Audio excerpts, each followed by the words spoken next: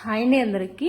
ఇప్పుడు వచ్చేసి ఈ వీడియోలో లెహెంగా కటింగ్ అండ్ స్టిచ్చింగ్ ఈజీగా ఎలా కట్ చేసుకోవాలి, ఈజీగా ఎలా స్టిచ్చింగ్ చేసుకోవాలని చూపిస్తాను.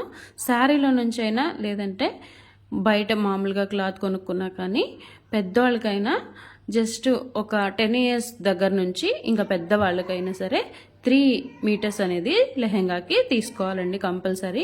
ఇంకా కొంచెం లావుగా 40 సైజు ఉన్న వాళ్ళకైతే నడుము 40 ఉంటే ఇంకా ఎక్కువే తీసుకోవాలండి. క్లాత్ వచ్చేసి 4 meters దాకా కూడా పడుతుంది అనమాట.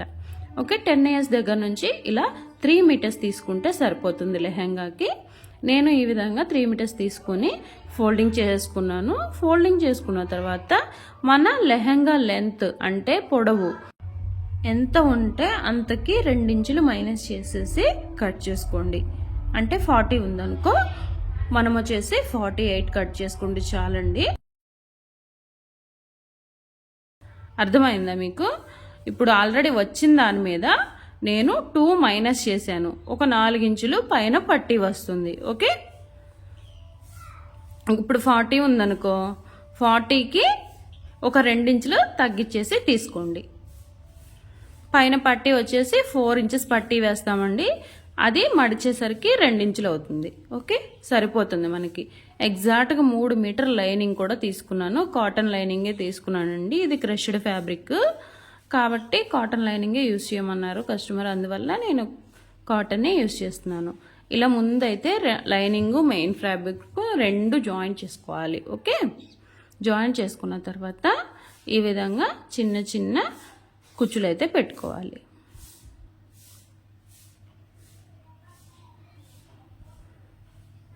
మన చాయిస్ అండి, మనకి ఎలా నచ్చితే ఎలా పెట్టుకోవచ్చు. కుచ్చులు అనేవి పెద్ద అయినా పెట్టుకోవచ్చు, చిన్న అయినా పెట్టుకోవచ్చు. కానీ మనకి నడుము కొలత ఎంత ఉందో అంతకంటే ఒక 4 ఇంచులు ఎక్స్ట్రానే రావాలి. నడుము కొలత వచ్చేసి 34 ఇంచులండి. 34 ఇంచులకి కొంచెం ఎక్స్ట్రానే రావాలి. అంటే మనకి కొంచెం ఉండాలన్నమాట. ఒక 4 inches లేదా ఒక 3.5 వరకు అయినా రావాలన్నమాట. ఇప్పుడు ఆల్రెడీ మొత్తం కూర్చోపెట్టానండి. ఇలా హాఫ్గా మడతేసుకొని నేను కొలుస్తున్నాను చూడండి. కొలిచిన తర్వాత మనకి ఎంత వస్తుందో చూడండి. ఎగ్జాక్ట్ నడుము వచ్చేసి 34 ఇంచులు. మనకి ఎంత వస్తుందో చూడండి. ఓకే, 18.5 వచ్చింది. 18.5ని ఇలా డబుల్ ఫోల్డింగ్ చేసుకుంటే మనకి 37 ఇంచులు వచ్చింది. 37 ఇంచులు కరెక్ట్గా ఎగ్జాక్ట్గా వచ్చింది కదండి. 3 ఇంచులు ఎక్స్ట్రా వచ్చింది మనకి. ఓకే, ఈ విధంగా సైడ్స్ అనేవి కొంచెం మడిచి స్టిచ్ వేసుకోండి క్రాస్గా.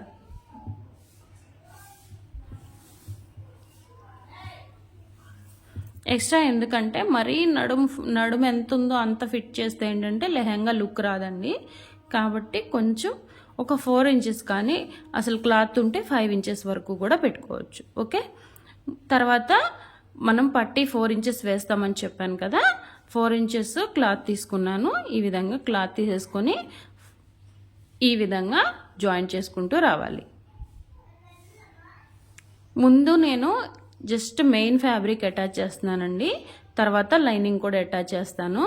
మీరైతే 2 కలిపైనా అటాచ్ చేసుకోవచ్చు. నేను ఎందుకంటే ఇది క్రష్డ్ ఫ్యాబ్రిక్ కదండి, కొంచెం ఇది షింక్ అవుతున్నట్టుంది, లాగెక్కుంది వస్తూనే ఉంది. కాబట్టి నేను కొంచెం అది వేసిన తర్వాత లైనింగ్ వేస్తున్నాను.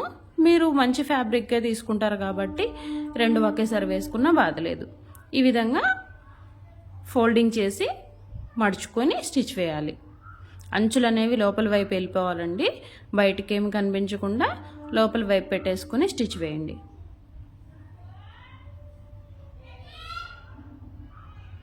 చాలా ఈజీ, చాలా అంటే చాలా ఈజీ అండి. చాలా సింపుల్గా పిల్లలకైనా ఇదే మాదిరిగా చేసుకోవచ్చండి. కాకపోతే థ్రెడ్ అవసరం లేదు అంటే, థ్రెడ్ కట్టుకోవడానికి చిన్నపిల్లలకి ఇబ్బందిగా ఉందంటే ఎగ్జాక్ట్గా నడుము ఎక్కడ దాకా కొలుతుందో తీసుకొని అక్కడ వరకు చిన్న హుక్స్లు కానీ లేదా స్కూల్ డ్రెస్కి వేసుకునే హుక్స్ కానీ వేసుకుంటే సరిపోతుందండి. జస్ట్ అలా పెట్టేసుకుంటే హుక్ సరిపోతుంది అన్నమాట.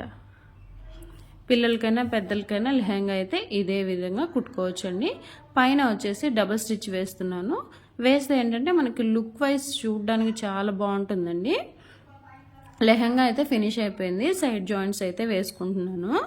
సైడ్ జాయింట్స్ వేసేటప్పుడు కూడా ఏమన్నా ఎక్కువగా వస్తే అడ్జస్ట్ చేసుకోండి, అడ్జస్ట్ చేసుకుంటూ వేయండి. ఓకే, కింద ఏమైనా ఎక్కువగా వస్తే కొంచెం జస్ట్ అలా ఒక చిన్న పట్టీలాగా పెట్టేసేసి కుట్టేసుకోవచ్చండి, ఏం కనపడదు.